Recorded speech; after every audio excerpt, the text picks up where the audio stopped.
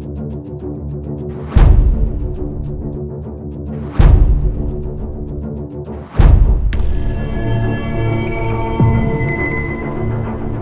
everyone! Dahil sa kaliwat ka ng mass report sa account ni Yana, ay isang hindi magandang balita ito para sa kanya.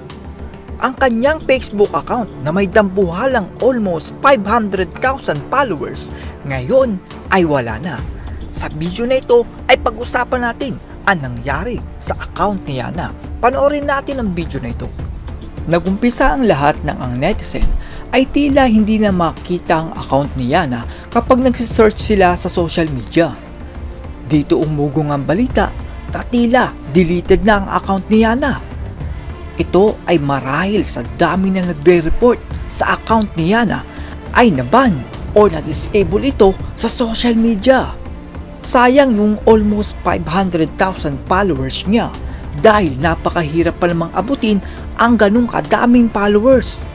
Para maabot mo ang ganung kadaming followers ay dapat isa kang nakakatawang tao o isa kang maganda na may napakadambuhalang Mount Everest.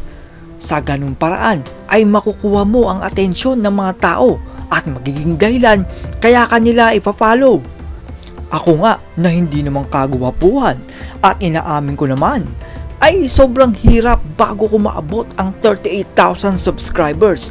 Paano pa kaya yung 500,000 na yan ng Lady Rider? Baka lolo na ako ay di ko pa naaabot ang ganung kadaming followers. Ang ibig ko lang sabihin ay napakaswerte ni Yana dahil naabot niya ang ganung kadaming followers. Kung sana ay pinag-isipan muna niya kung tama ba yung video na inedit niya ay hindi sana umabot na ma-disable ang kanyang Facebook account. Isa pang problema ngayon ni Yana ay yung motor na ginagamit pala niya doon sa Zambales ay hindi pala sa kanya. Ang motor na yon ay ipinahiram lang ng kaibigan ni Yana. Ang nakakapagtaka dito ay papaano nagawang mag-angas, magyabang at maging matapobre sa sinabihan niyang hindi magandang pickup. Hiram lang naman pala ang motor na ginagamit niya. Pakinggan ulit natin kung gaano kaangas at kayabang itong Lady Rider na ito. Ayan, pick up! Sapakin natin. Sorry, ano? Bakit nga ba? Ha? Bakit nga ba? Bakit nga ba? Bakit nga ba? Alam mo lubok-lubok yung daan. You tell me. Bakit nga ba? You tell me. No, you tell me.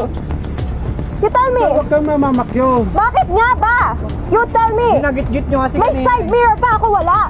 Hindi ka gumagamit side mirror mo? Dumbass. Huwag ka nun na. Ikaw ang wag ganon. You use your side mirror. Kung ganyan ka pa, sira ulo. Wala. Pwede mo nga yung fucking plate number yan.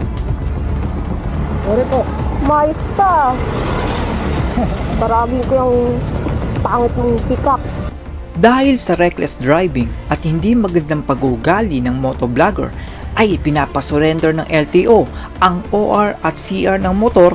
Pero paano niya isusurrender ang mga papeles na yun kung hiniram lang pala niya ang motor? Please bring the ORCR of the motorcycle plus the motorcycle itself plus the driver's license council. Sa huli ay sinabi ng LTO sa attorney ni Yana na papuntahin na lang ang totoong may-ari ng motor upang magpaliwanag. I wouldn't get involved or I would not touch that motorcycle. Okay. Yun lang yun. It is So, good. It is right, council. So, I will not going to issue anymore an order, a written order, but I am directing you as a council to bring the owner of the motorcycle into the motorcycle. Dahil sa hindi pagpunta ni Yana sa hearing sa Land Transportation Office upang magpaliwanag, ay formal na kinakasuhan ng Land Transportation Office ang motovlogger ng 3 paglabag sa Republic Act 4136 o ang Land Transportation and Traffic Code. Ang pangunahing kaso ni Yana ay ang reckless driving at pagpapatakbo ng sasakyan na walang side mirror. May kaso pa sana si Yana na pagpapatakbo ng sasakyan na walang plaka, pero dahil hindi naman si Yana ang may-ari ng motor ay pinapawalang bisa ng LTO ang kaso na yon. Pero ang mga kaso na iyon ay meron lamang multa na 2,000 para sa reckless driving at 5,000 para sa walang side mirror. At meron lamang 90 days suspension para sa kanyang lisensya. Dapat siguro ay dagdagan ng multa para sa mga reckless driver kasi iisipin lang nila na maliit lang naman ang halaga, kaya parang baliwala lang sa kanila ang halaga na yun. Sa tingin ko dito ay parang pakiramdam ko na plano din ito ng kampo ng motovlogger na hindi siya papuntahin doon sa hearing. Kung titingnan nyo, yung penalty na nagawa ng motovlogger ay 2,000 lang para doon sa reckless driving at 5,000 lang para sa side mirror. At maghihintay lang siya ng 90 days at makakapagmotor na ulit siya. Dahil sa malinaw na naging pabaya ang pag-overtake ng motovlogger sa kanan at wala siyang side mirror, ay magmumulta at magmumulta pa rin siya kahit pumunta man siya o hindi. Isa pa ay kung hindi bukal sa loob ng motovlogger ang paghingi ng tawad, ay magmumukha lang siyang masama, katulad ng paghingi niya ng tawad noong nakaraan. Kaya nagpasya siguro ang kampo ng motovlogger na ito na hindi na lang siya papuntahin doon sa hearing. Pero ang akin lang naman dito ay kung pumunta lang sana siya doon sa hearing ay isa itong magandang paraan upang makuha niya ang simpatsya ng mga tao.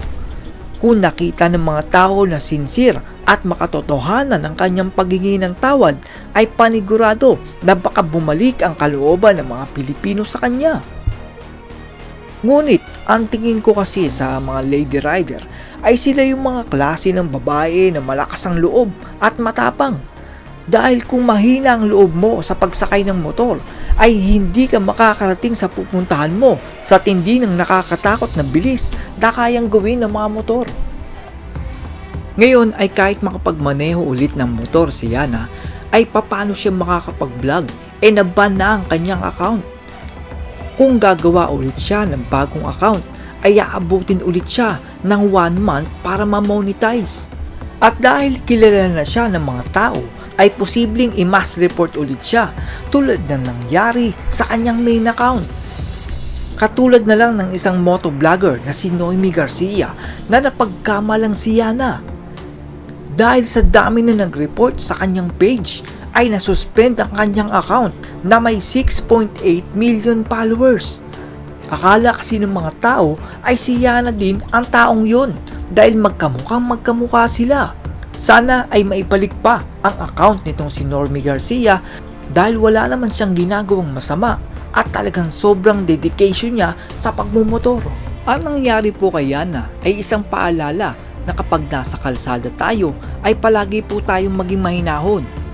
Ang galit at sama ng loob ay pwedeng makapagdulot ng isang malaking problema na kukuha sa lahat ng meron tayo.